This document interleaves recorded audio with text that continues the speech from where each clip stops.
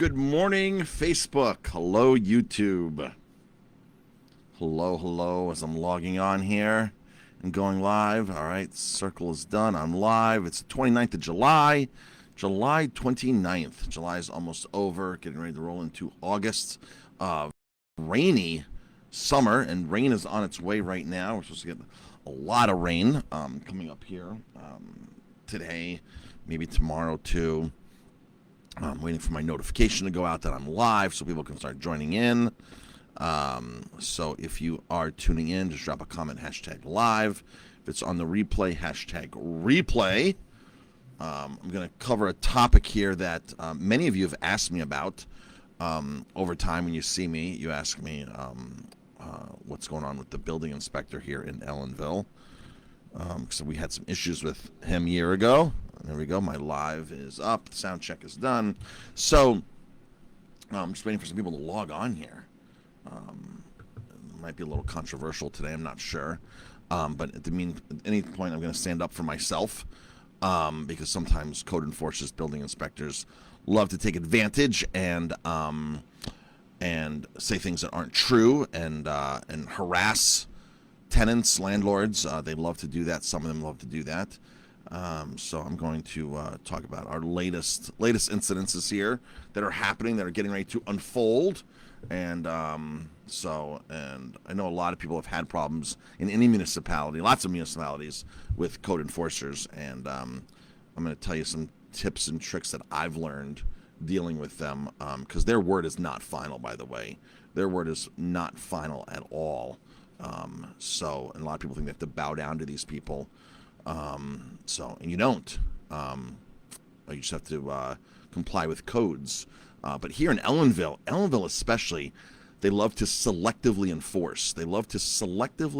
So they'll drive by one property that has issues to go to another property to enforce something they should be enforcing on both properties that are in clear daylight. Ellenville is notorious for that, really notorious for that. I didn't put up with it a few years ago. I'm not going to put up with it now again, because I think we're going into another round here with the code enforcer here in Ellenville. It's unfortunate. Good morning, everybody tuning in. Good morning. Hey, Joel from Arizona. Thank you for tuning in. Got a bunch of people tuning in now. So really quick rundown. I had a run-in with the code enforcer here about 6 years ago. We built a fire pit in our backyard, which if you've been to the restaurant, you know about the fire pit. And I had drawn plans up and submitted them to Brian Shug, the code enforcer here, and he approved the plans I drew up.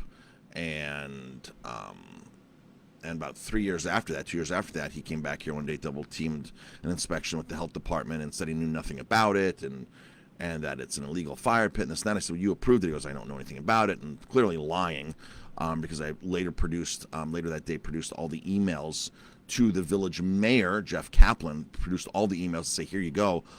I'm not lying. He approved it. Here's the emails. Here's what he said. How dare he come into here and say he knows nothing about it? The guy's lying through his teeth right now. And all I got from the mayor was, well, you have to listen to him. We have to be safe here. I'm like, why are you letting somebody just all of a sudden just flat out lie? And he approved something. He told me what to do. He told me how to make it safe. And now you're going back and saying that that we have to listen to him because we have to be safe. No, you have to reprimand him for lying. You have to reprimand him for being for just being a total idiot. And he's done this with many times with people. So I didn't want to take it, and I stood up for it. And I put up a website, exposed.ellenvillebuildinginspector.com. And stood up for what I thought was right, and called him out for his lying and stuff like that. And it's selective enforcement, very selective enforcement. In fact, when we first opened, I didn't own my building. For the first 3 years, I didn't own the building, and somebody who was in the village owned the building. Somebody who worked for the village in a position owned the village. I never got a single inspection. The day I bought the building, all of a sudden, that month in December, I get my first letter for my first ever fire building inspection. And I said, what is this? And they go, it's your annual. I said, I haven't gotten an inspection here. I've never gotten an inspection here. They go, really? I've never. That's because somebody from the village and the higher-ups owned my building. And it was, again, selectively chosen of who's going to, what's going to get done. but the building inspector should have been arrested the day he ran me and my two buddies off the road when we were running, pulled a 3-point turn in the snow, and forced us to into a snowbank while we were running. But it's Ellenville, and that video I've never released, but there is a lot of stuff on that. He should have been arrested, and the police officer that was there that morning wanted to arrest him, and he said if it went past his shift, that was just going to get swept under the desk, and nothing was ever going to happen to him. Sure enough, that's what happened. But he should have been arrested for something. It was. I mean, he literally pulled a 3-point turn on me and my two buddies and forced us into a snowbank near a tree, off of our running path on the road, just because he's that kind of guy. But now the latest dilemmas with the building inspector here. So we own the building Aroma Time. The building Aroma Time is in, we actually own that building. We own that piece of property. My office, where I'm in right now, is next door. It's next door, and we don't own this property. We are tenants here. So we are tenants in this property. We use it for storage. We use it for our offices. We've used it because we've grown Aroma Time over the years, and we have some catering supplies and things like that that we have to store. And we have a little gym next door here. Our workout equipment's set up there. Our bicycles are in there, things like that. So there's some storage next door. We have a couple freezers plugged in there, and we store some stuff there. And in here we have office supplies, and I have my bookshelves back here. And I have a couple bottles of wine back there that you can, I don't know if you can see them now, on the shelf. There's a couple bottles of wine. Brian doesn't like those bottles of wine that are back there because he thinks that I shouldn't have flammable alcohol in my office. And that was something he was giving the landlord problems with a couple years ago. So I don't own this building. He's never liked my landlord. Never liked my landlord at all. So he really went very hard on my landlord because I was in here and I didn't expand my business properly. I didn't fill out a business expansion and approvals and things like that. Which is I don't know why. If you want to come into Ellenville and open an office, you have to. This is an office space. It's storage and office space. I'm not seating people here. It's not a direct expansion of the service I offer. It's just we outgrew that space and we need more space. So I didn't really understand what needed to be done. But he really hit the landlord really hard a few years ago, 4 or 5 years ago, and ticket after ticket, and fined him thousands of dollars for things, and took him to court for things like me having wine back there and for me not expanding my business license. So I went to the other inspector. I said, listen, went to Ken. I said, Ken, what's going on here? Like, what do I need to expand? Brian's giving, my landlords a hard time doing this. Like, what do I need to do? And he goes, nothing. I mean, why are you giving him a hard time? Like, you're telling him that I need to expand my business license or whatever, or something. So tell me what I need to do. I'll do it. You're fine. You're fine. You don't need to do anything. You're okay. So then why are you giving our problem? So he literally ran him through the ringer. Well, the landlord has sold to a new landlord. So we have a new landlord here as of like 3-4 months ago. And again, Brian has something against me, not the landlord. So we have an alley back here that we go back and forth to each property. I have some storage back here. I admit right now there's a lot of stuff right there because I bought all these tables and chairs for the village doing the streets, the Ellenville streets. We were supposed to be going out in the streets every Friday, Saturday, and Sunday. So I bought all new tables. I bought all new chairs. So I have this stuff stacked up here. I have my oyster table with the sink in it. I have everything here ready to roll out and roll back and forth like we did last year. It's exactly what I did last year. But this year I bought more stuff. So I have some extra tables and chairs there. But the village has canceled the Ellenville streets, and it's not happening. And I have all these extra tables and chairs that I'm like, where am I going to put this stuff? I also have a propane rack here. Directly within the propane rack is within 1.5 feet, 1 foot, if that, of my regular propane tanks. So I have 3 massive propane tanks that I have fenced in that feed the kitchen and the restaurant.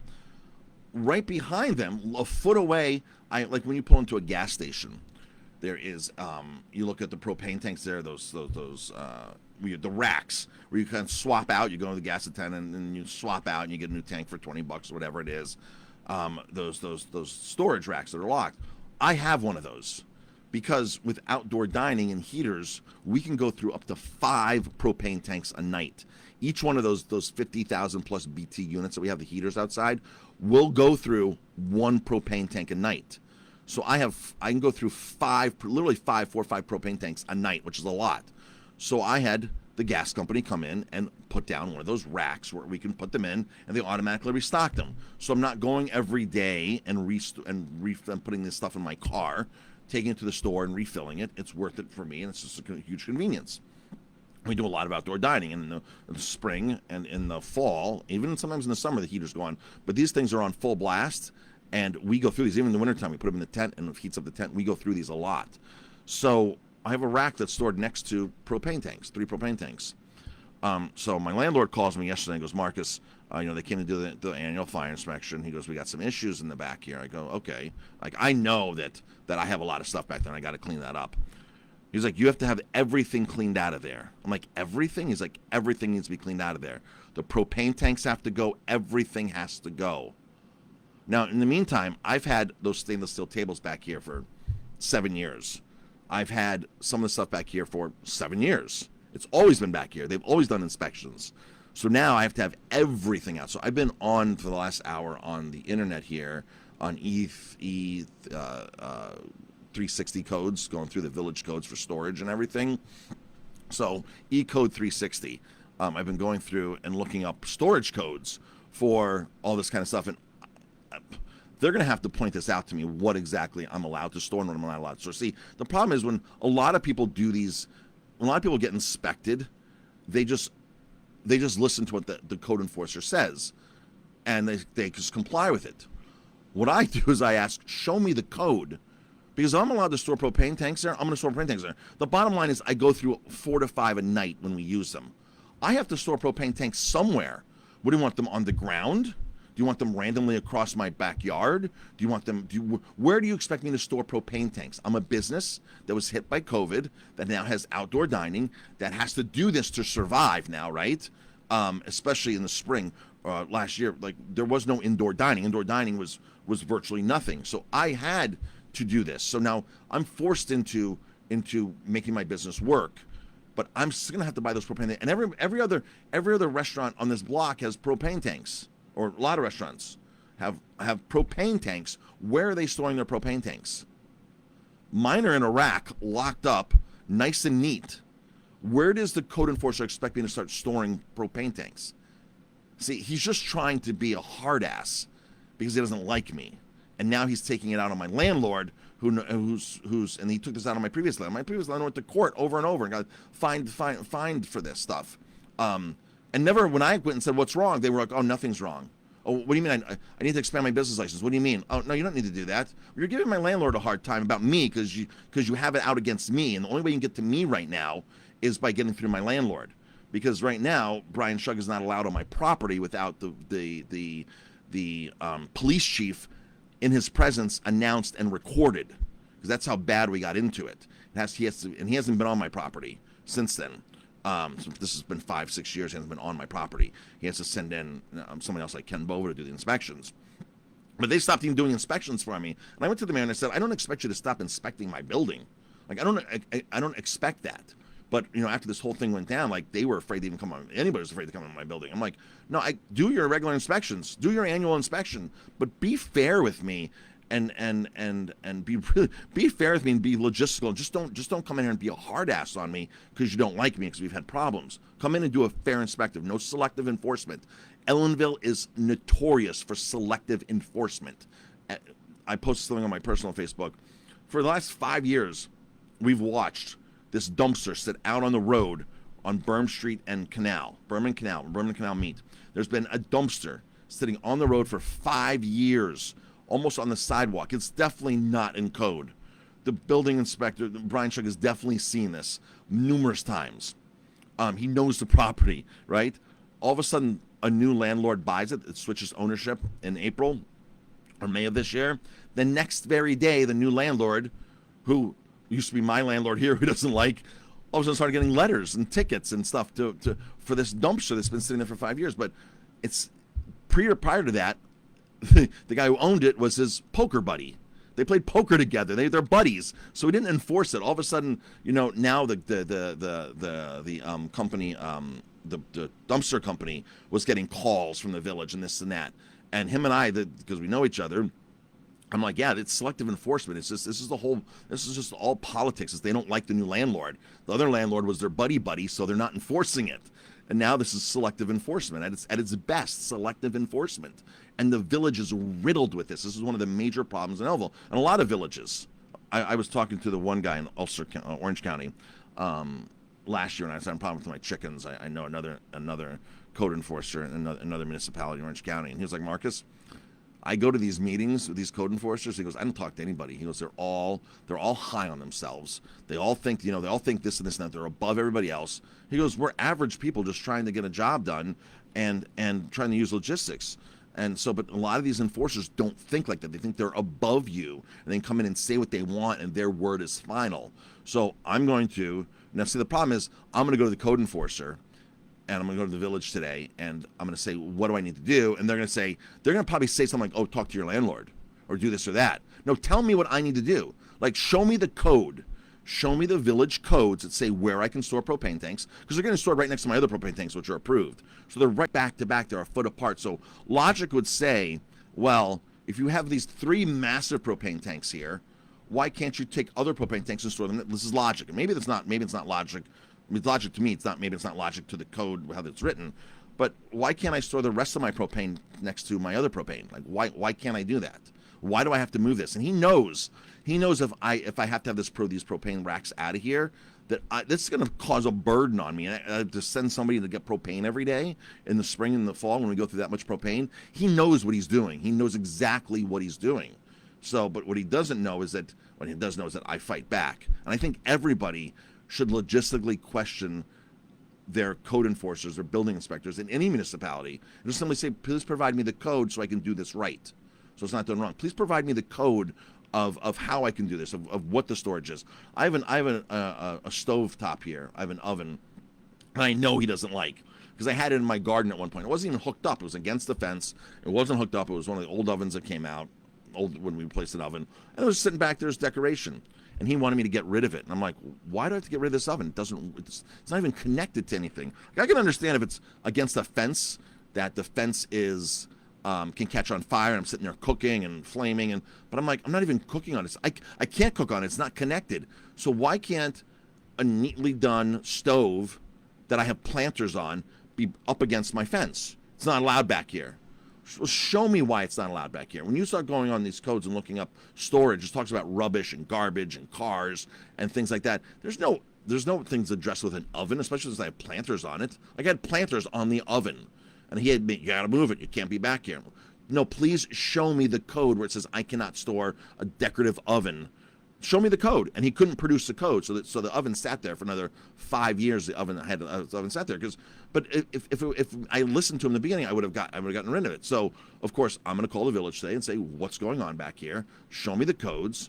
Come work logistically with me on where I'm going to store this stuff. It's COVID. I bought all this stuff to grow my business, to go, to do Ellenville streets. Now that was canceled, so now I'm stuck with all this stuff. And we spent over $3,500 on stuff for streets, and streets was canceled. I was so excited about this. Your new popcorn machine, team tables and chairs. Almost built a portable bocce court. We were so excited, and all of a sudden just fizzled out, and nothing happened because the village wasn't communicating. So, Len's saying maybe you need to pay him off. Yeah. Good morning, everybody tuning in. So, yeah. So, it's just the selective enforcement should be enforced by the village. The village should go to Brian Shug, go to them. So you can't selectively enforce anymore. You cannot selectively enforce. And if you're going to selectively enforce, that's not ethical. It's not moral, and the village doesn't stand for this. The village does not stand for selective enforcement. But, they let him get away with it. They've let Brian Shug get away with this for years upon years upon years. So it's just, part of his nature. So if you want more on this information, you can go to my website, EllenvilleBuildingInspector.com. The village has tried to get this removed. The mayor sent a legal notice to my web host. Brian Shug has sent a letter saying that he is mentally unstable because this information is out there and he can't be seen in town, and mental anguish. he said he was diagnosed with mental anguish and the site needs to be removed. Unfortunately, you and I are allowed to speak out against our government. What was that, Sullivan versus New York Times or something, or that court case? We are allowed to speak out against our government. We are allowed to speak up. We have a voice. And once I let my web hosts know that, hey, they're like, oh, you're right, you're sorry, we're sorry, we're sorry, we're sorry, you know, and it was done. But I've gotten legal notices. They've gotten legal notices to pull this website down, to stop it. I'm speaking out against my local government, and I have a right to do that. I have a total right to do that, and we all have rights to do that. And people come up to me to this day, and this is a 5-6-year-old thing, this website. They come up to me, I saw your website, you're so brave. I would never, ever, ever think of doing what you did. I'd never go against my local municipality because they'll make it hell to me and this, that. No, you have a right. You have a right, and I can guarantee you, if I was the son of anybody on that village board, because the village board like made comments about how I'm being unprofessional. I'm speaking up for myself, but I can guarantee you, if one of your sons or daughters had a business in town and the code enforcer was taking advantage of them like that, you'd speak up. You'd speak up and you'd do something. If the code enforcer ran your son off the road in a car, on a snowy street, into a snowbank, into a street, pulled a 3-point turn and forced you off of your running, you would have made a big deal about it. They would have totally made a big deal about it, but instead it gets brushed off. So I go to the police and file this complaint. I found out later that if in the village of Ellenville, it's a policy in the village of Ellenville, that if any of us goes to the police about any village employee, like, oh, this employee was littering, or this employee, punched me, or this employee did something, and a village employee did something that you went to the police about, it's a common courtesy for the village to call them and say, hey, Joe's down here filing out a police complaint, a police report on you. It's common courtesy. He got the phone call. That I'm there doing that. It's common courtesy. I'm like, that's common courtesy? Is that fair? Like, he should have been arrested. The officer wanted to arrest him that day. And he goes, Marcus, if this goes beyond my shift, there's nothing's ever going to happen. It's going to get pushed off like nothing. And sure enough, that's exactly what happened. There's not enough supporting evidence that he ran you off the road. Me and my 2 buddies were witnesses. We filled out the reports. Well, they didn't spell his name right. They don't even know who his name was. They know who he was. The one asked the officer, how do I spell his name? Well, the next, and I was told the next time that I have a problem with him, that I'm going to get arrested too. The next time any of you have a problem with each other, no matter what it is, you're both getting arrested. I'm like, really? So he can run me off the road again? And if I have a problem, I'm the one that's going to get arrested? That's how they handle this here in Ellenville. This is why I want to be mayor so bad here, but I can't be mayor. I can't be mayor. Jamie won't let me, but this is why I want to be mayor so bad, to clean this nonsense up. It is disgusting. It's disgusting what they do in this selective enforcement. Either they like you play poker with him, and he's fine with you. I was on the construction site one time, and it was for his poker buddy, and they're out there painting in a facade. They're painting up on a ladder, the guys, and he's out there talking to them nonchalantly. All of a sudden, across the street, there's a guy taking pictures, and he had an OSHA badge on. And he saw him, and Brian Shug hightailed it out of there so quick, because he's sitting there. The village code enforcer is sitting there with his poker buddy, watching 2 guys on a ladder with no scaffolding, nothing buried, nothing surrounded, nothing taped off. Nothing secured. The ladders weren't secured or nothing. He's just sitting there letting this thing going on. He's more concerned about talking about what they're doing the weekend or poker or whatever they're doing. So he's just more concerned about that than making sure these 2 guys are safe up there. And somebody called OSHA, because these guys are up there for a few days. Somebody called OSHA, and the guy shows up, and he's taking pictures. And Brian Shug hightails it off there. The guy got a $7,000 fine for an unsafe work environment. Like, what are you doing? Like, you're right there. Like if that was me doing it, you would have totally reamed me. One thing that we were getting problems for years was you're supposed to give handicap accessibility on the sidewalk. So we have sidewalk seating. The handicap accessibility code is 48 inches. I have to give 48 inches So if somebody comes by in a wheelchair, they can get by. So at least on 4 or 5 different occasions, he'd come out there and measure my tables to the sidewalk, the edge of the sidewalk. Come out there and measure. He goes, it's 4 feet, but you got to give 5. I'm like, why do you give 5 if it's only 4? Because he knew that was going to throw me off. And I said, well, why do I don't understand. If it's 4 feet, well, you need an extra foot. Well, code doesn't say I need an extra foot. I need 4 feet. So, and I'm very strict on that 4 feet. My staff will tell you, like, we don't put sidewalk signs there, like, but other businesses, other restaurants, clearly they're not giving 4 feet. Clearly you're not giving 4 feet. Are they being enforced? And all he would ever say was, well, I got a tip off. That's all he would ever say. I got a tip off. You got to tip off. Then walk down up and down the street and make sure everybody's in compliance with it. And keep doing it. If you got 3 or 4 tip offs from me, you'd make sure every business is doing it. You got to tip off. Yeah. And I had to foil the emails between him and the county health department, because he double teamed with the county health department inspection one day. The county health department walked away and goes, "This isn't me, Marcus. Like, I don't know what's happening here right now. Like, this isn't me. Like, I don't want to. I'm not part of this. I was called in for something. I didn't know it was going this direction. You know me, Marcus. I have no problems with you." And Corey actually left and said, "I'm not part of this." So, where's I going with this? So I foiled the emails to them.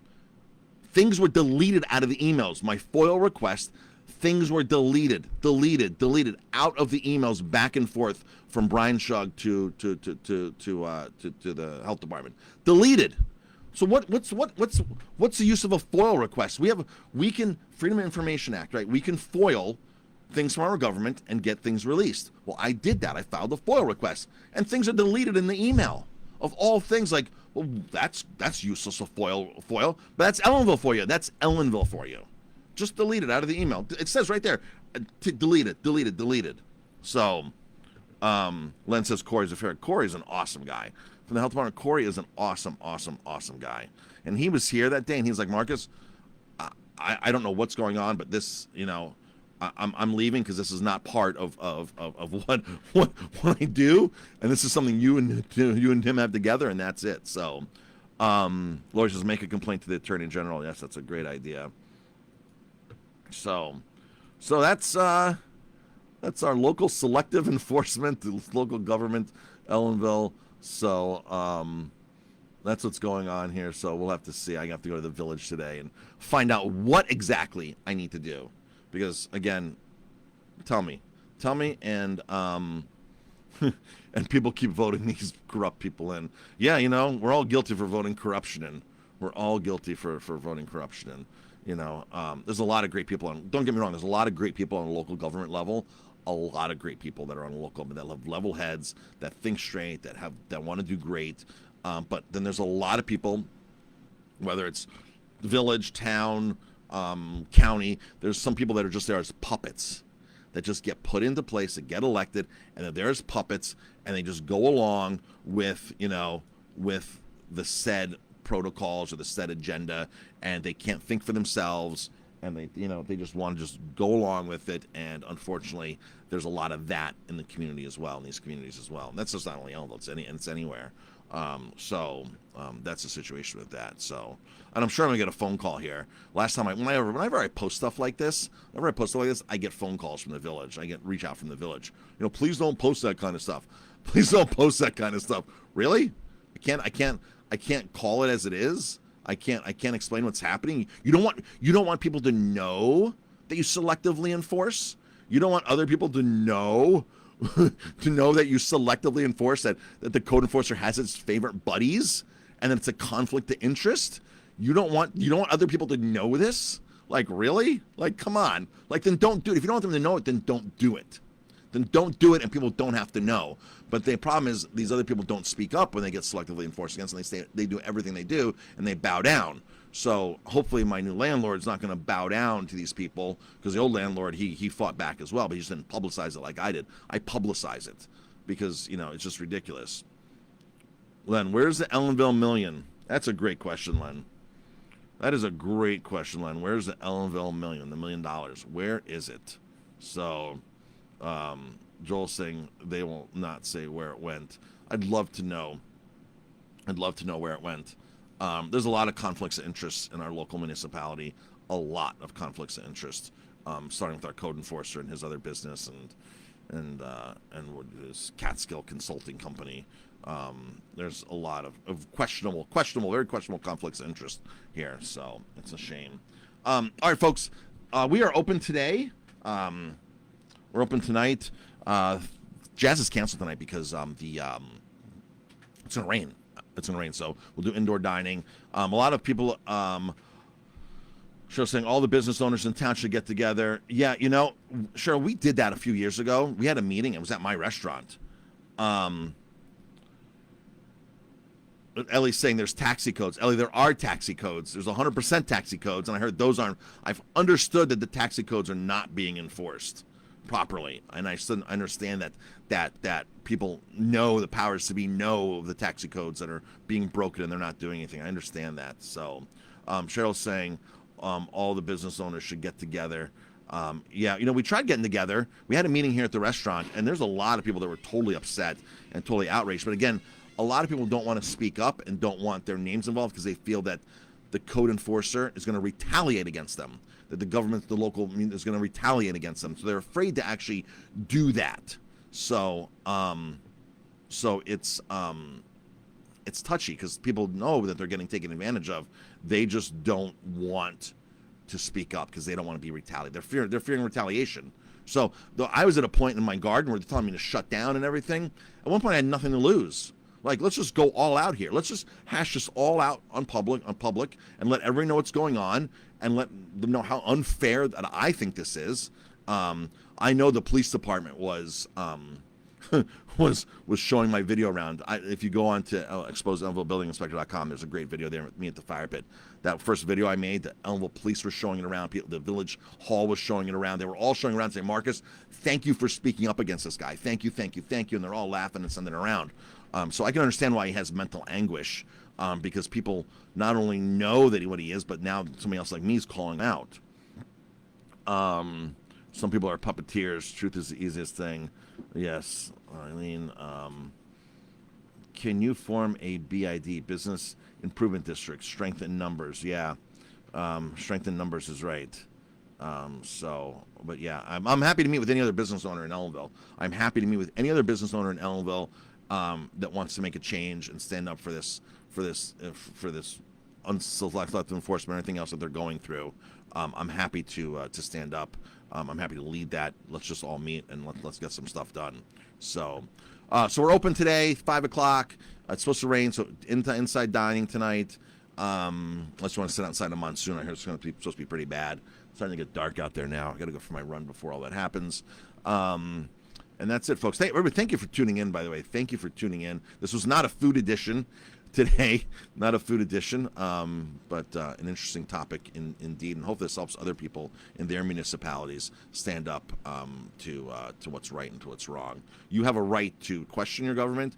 You have a right to ask for the code. Show me the code. If you're telling me I have to move this, if you have to tell me I have to move this or I have to do this or I have to do that, show me the code.